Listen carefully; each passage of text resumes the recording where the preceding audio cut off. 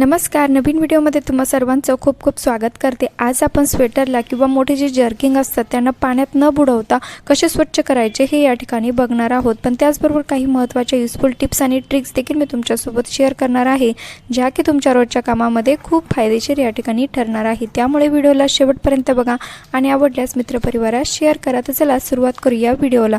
या ठिकाणी आपली पहिली टिप्स आहे ती म्हणजे शॅम्पूच्या पाऊचसाठी। आता अजूनही काही घरांमध्ये असे शॅम्पूचे पाउच जे असतात ते आणले जातात। आता काही जण जे बॉटल असतात शॅम्पूच्या त्या यूज करतात, परंतु काही ठिकाणी असे पाउच जे आणले जातात ते आपण काय करतो, लहान मुलांसाठी शॅम्पू वापरतो। अर्धा शॅम्पू वापरला की अर्धा जो शॅम्पू पुडीमध्ये तसाच असतो आणि त्याला असंच कुठेतरी ठेवून दिलं तर त्यामधून जो शॅम्पू खाली पडतो किंवा खाली सांडण्याची भीती देखील असते।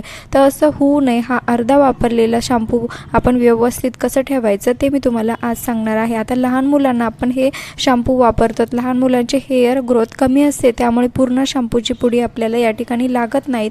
त्यामुळे काही उरलेला जो शॅम्पू असतो तो आपण असंच ठेवतो, परंतु असंच न ठेवता त्याला बघू शकतात आपल्या घरी जो कपडे वाळवण्यासाठीचा जो चिमटा असतो तो आपल्याला या ठिकाणी घ्यायचा आहे आणि त्या चिमट्याचाच आपण या ठिकाणी उपयोग करणार आहोत। तर बघू शकतात अशा प्रकारे आपल्याला जो चिमटा आहे तो घ्यायचा आहे आणि या शॅम्पूच्या पाऊचला व्यवस्थित लावून खालच्या साईडला लावायचा आहे आणि बघू शकतात अतिशय आरामात ही पुडी जी आहे शॅम्पूची ती व्यवस्थित राहते। शॅम्पू सांडत देखील नाही किंवा पुडी इकडे तिकडे होत नाही। ज्यावेळेस तुम्हाला नेक्स्ट टाइमला शॅम्पू लागत असेल त्यावेळेस तुम्ही याला घेऊ शकतात। नक्की ट्राय करून बघा आणि आय होप तुम्हाला ही ट्रिक आवडली असेल। ट्रिक जर थोडी जरी आवडली असेल तर प्लीज लाईक करा आणि जे कोणी चॅनलवरती नवीन असाल त्यांनी प्लीज चॅनलला सबस्क्राईब करा।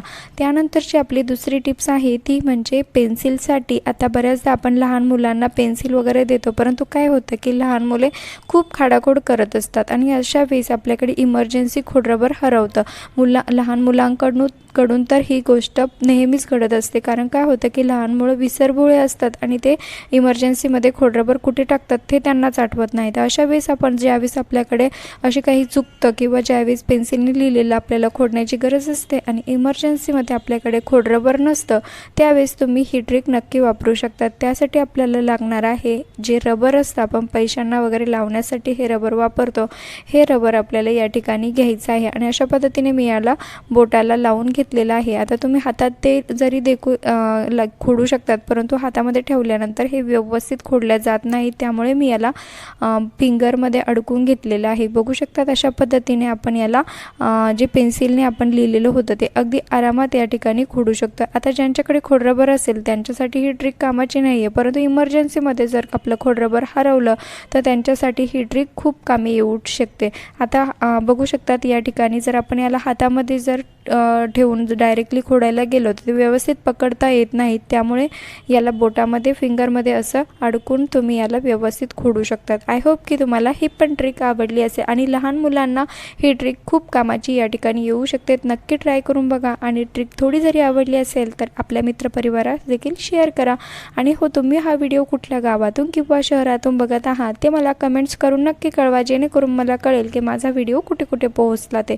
त्यानंतरची आपली दुसरी आणि शेवटची महत्त्वाची जी टिप्स आहे ती म्हणजे स्वेटरसाठी। आता थंडीचे दिवस चालू आहे, सर्वच जण स्वेटर हे वापरतात, परंतु काय होतं की आपण स्वेटर घालून कुठे बाहेरगावी जातो किंवा लहान मुलांना देखील स्वेटर घालायला दिलं की ते रोज घातल्यामुळे काय होतं की खराब होतं। स्कूलमध्ये स्वेटर घालून जातात आणि अशा वेळेस ते स्वेटर लहान मुले लवकर खराब करतात किंवा आपण कुठे बाहेरगावी गेलो की तिथे आपल्याला स्वेटर घालून तर गेलेलं असतो, परंतु धुवायची अडचण असते, कारण तिथे बाहेरगावी आपण स्वेटरला धुवू शकत नाहीत, कारण वेळेवर जास्त ऊनही नसतं आणि हे जाडसर असल्यामुळे आपल्याला ते पूर्ण वाळवता देखील येत नाही। तर अशा वेळेस तुम्ही ही ट्रिक नक्की ट्राय करून बघा।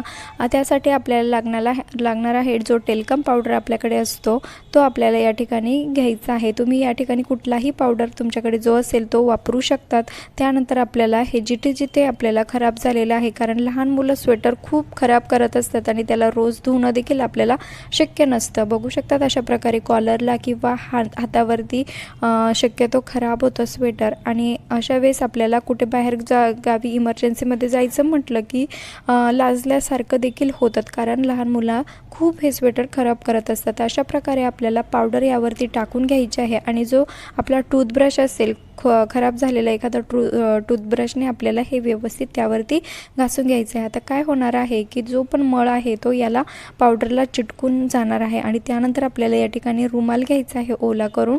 त्यामध्ये कुठलंही पाणी असायला नको याची काळजी घ्यायची आहे. बाहेर कुठे गावी गेला असेल तर तुम्हाला ही ट्रिक खूप कामी येऊ शकते. बघू शकतात अशा प्रकारे ओल्या कपड्याने आपल्याला हे व्यवस्थित पुसून घ्यायचं आहे आणि रिझल्ट अगदी तुमच्या समोरच आहे. ज्या ठिकाणी मी पावडर लावून हे क्लीन केलं त्या ठिकाणची जागा जी आहे ते अतिशय स्वच्छ दिसत आहे आणि ज्या ठिकाणी आपण पावडरने म्हणजे धुतलेलं नाही किंवा पुसलेलं नाही त्या ठिकाणची जागा अजूनही खराब दिसत आहेत. नक्की ट्राय करून बघा. आय होप की तुम्हाला हे ट्रिक आवडली असेल. आवडल्यास आपल्या मित्रपरिवारास देखील शेअर करा.